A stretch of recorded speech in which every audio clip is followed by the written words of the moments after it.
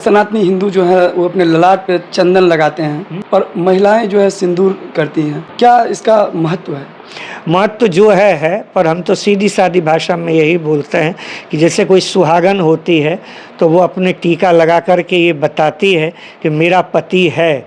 ऐसे ही हम लोग भी, आध्यात्मिक लोग भी अपने माथे में टीका लगा कर के ये बताते हैं कि हम अनाथ नहीं हैं, हम सनाथ हैं और हमारे नाथों के नाथ जो हैं वो हमारे साथ हैं, इसीलिए हम टीका लगाते हैं और हम मंगलसूत्र भी लगाते हैं।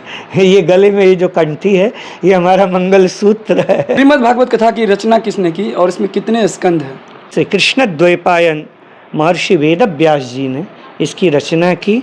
12 स्कंद हैं, 18,000 श्लोक हैं, 335 अध्याय हैं इसमें।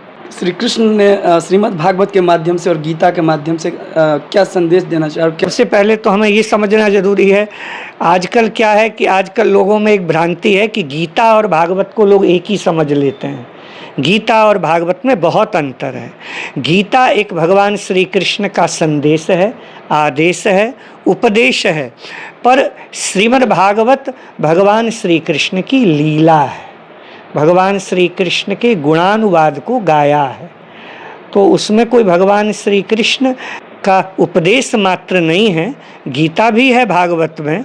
भागवत इसलिए अपने आप में एक पूर्ण है। जैसे गीता को भगवान श्री कृष्ण ने अर्जुन को उपदेश दिया, ऐसे ही भागवत के अंतिम में भगवान श्री कृष्ण ने अर्जुन की तरह अपने प्रिय मित्र उद्धव को भी उन्होंने उपदेश किया है। तो सत्य, चिद और आनंद, 3 चीज़ का संदेश भागवत के माध्यम से पूरी जनता को प्राप्त होता है। अध्यात्म समिति के तत्वावधान में टाउन क्लब मैदान में जो कार्यक्रम पूरा ये श्रीमद् भागवत कथा का जो अमृत वर्षा होने वाला है, कब से शुरू हुआ था और किस प्रकार से कार्यक्रम हुआ? बहुत लोग जानते हैं, मधुबनी में सब मुझे जानते हैं और मैं आज से नहीं आ रहा हूँ, मैं करीब 20 वर्ष से आ रहा हूँ। और हमारी मधुबनी में ये श्री प्रेमा झा जी हैं, उन्होंने ही आयोजन रखा है यहाँ का। एक मनोरथ तो हर व्यक्ति के द्वारा होता ही है। मनोरथ में भी भेद होता है। एक मनोरथ होता है कि व्यक्ति सोचता है कि हमारा ये हो जाए, हमारा ये हो जाए, हमें कुछ ये प्राप्त हो जाए, पैसा मिल जाए या घर बन जाए या ये बन जाए। एक मनोरथ मनुष्य का वो होता है। पर श्रेष्ठ मनुष्य हमारे यहाँ वो माना जाता है जो परोपकार का मनोरथ अपने मन में पाले कि भाई इससे दूसरे का, इससे कैसे हित होगा। तो हमारी ये प्रेमा झा जी हैं, इनका ये मनोरथ बहुत अच्छा रहा।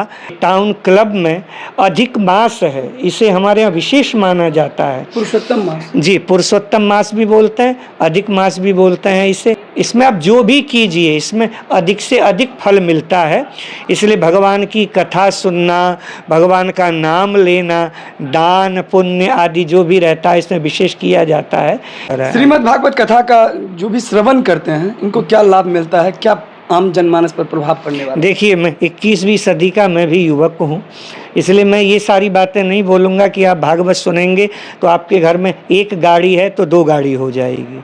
मैं ये नहीं कहूँगा कि आपके पास में अगर 20 लाख हैं तो वो आपके 40 लाख रुपए हो जाएंगे। मेरा ऐसा कोई दावा नहीं है, पर मैं इतना ज़रूर कहूँगा कि आप श्रीमद् भागवत जी को अगर आप सुनेंगे तो आपका जो अंतःकरण है वो शुद्ध होगा, वो पवित्र होगा, मन आपका शांत होगा। और मुझे लगता है कि ये बहुत बड़ी उपलब्धि है। अगर आपके जीवन में अगर शांति है तो मुझे लगता है कि इससे बड़ी और कोई उपलब्धि हो नहीं सकती। मैं 8 वर्ष का था तो मैं तब से मैं इस भागवत की यात्रा में हूँ और मैंने 500 साढ़े 500 के लगभग मैंने भागवत अभी तक मैंने की है। मधुबनी में गूंजेगी श्रीमद् भागवत कथा का अमृत वर्षा। अध्यात्म समिति के तत्वावधान में 28 मई से 3 जून तक सब दिवसीय श्रीमद् भागवत कथा का आयोजन टाउन क्लब मैदान में होने जा रहा है, जहां अध्यात्म और भक्ति का माहौल बनने जा रहा है। तो कथावाचक हैं, प्रसिद्ध कथावाचक जो वृंदावन से पधारे हैं और ये बाल व्यास श्री हरि शरण उपाध्याय जी जो श्रद्धालुओं को कथा का रसपान कराएंगे और यहाँ सनातन धर्म के प्रचार के लिए भी लगातार का प्रयास रहता है। पुरुषोत्तम मास भगवान श्री कृष्ण को अत्यधिक प्रिय है और इसी पुरुषोत्तम मास में यहाँ बन रहा है वृंदावन धाम और यहाँ हो रही है अमृत वर्षा। वर्तमान परिप्रेक्ष्य में कलयुग में क्यों युवाओं को इसका श्रवण करने से क्या लाभ होता है और श्रीमद् भागवत कथा का मर्म क्या है? श्रीमद् भागवत के विषय में ये बोला जाता है, इसके जो लेखक थे भगवान श्री कृष्ण द्वैपायन वेद व्यास जी उनका नाम था। उन्होंने 17 पुराणों की रचना की, वेद के विभाग किए, ब्रह्मसूत्र जैसा उन्होंने ग्रंथ दिया विश्व को और 17 पुराण बनाए, महाभारत बनाया। लेकिन कहते हैं कि उसके बाद में भी उनको शांति नहीं मिली। तो एक श्रीमद् भागवत जब उन्होंने ग्रंथ बनाया तो उससे शांति मिली। आवश्यकता क्या है? आवश्यकता है प्रेम की। 21वीं सदी में प्रेम नहीं है। भागवत को अच्छे लगते हैं भक्ति, भागवत को प्रिय शब्द है भाव, भागवत को प्रिय शब्द है प्रेम। और मुझे लगता है 21वीं सदी में इसकी आवश्यकता है। आज समाज में प्रेम नहीं, आज परिवार में प्रेम नहीं, आज राष्ट्र में प्रेम नहीं, आज विश्व में प्रेम नहीं। कहाँ है प्रेम?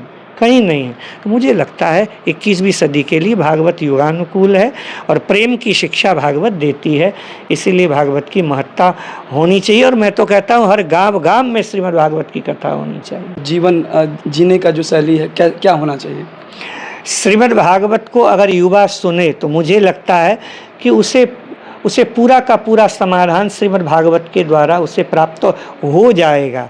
कलयुग में कई बार नाम जाप के लिए बात किया जाता है कि नाम जाप होना चाहिए। नाम जाप को लेकर इतना महत्व क्यों है?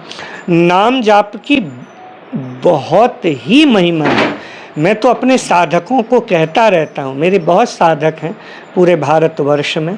मैं उन साधकों को एक ही संदेश देता हूँ और अभी तो मैंने अपने साधकों को बोला भी है 1 महीने के लिए अधिक मास पुरुषोत्तम मास में कि आप 16 माला जपिए, आप 1.25 लाख माला जपिए, जितना ज़्यादा से ज़्यादा हो सकता है। नाम की बहुत महिमा है। आज भी देखिए पूरा विश्व राधा नाम जप रहा है। तो प्रेमानंद जी महाराज का सत्संग चल रहा है उनके। मैंने कहा कि तुम तो मुसलमान हो और तुम्हारे यहाँ ये सत्संग हो रहा है। तो वो हंसते हुए बोले कि नहीं, ये बात ऐसी बोलते हैं कि बड़ी दिल में बैठ जाती है।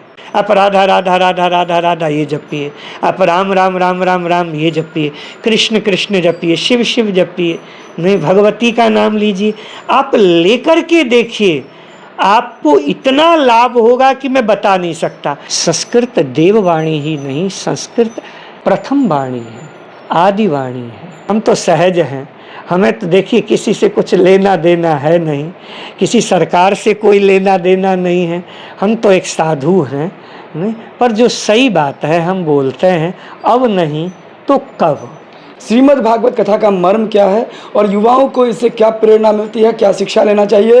तो मधुबनी अब बनेगा वृंदावन धाम और जीवन जीने की कला सिखाती है। इसको विस्तार से समझने के लिए ये सारे जितने भी भक्त हैं यहाँ श्रद्धालु पहुँचेंगे और ये टाउन क्लब फील्ड में इसका आयोजन किया गया है। तो जो भी इस वीडियो को देख रहे हैं, इस वीडियो को अधिक से अधिक शेयर कीजिए ताकि और भी लोगों को इसकी जानकारी हो।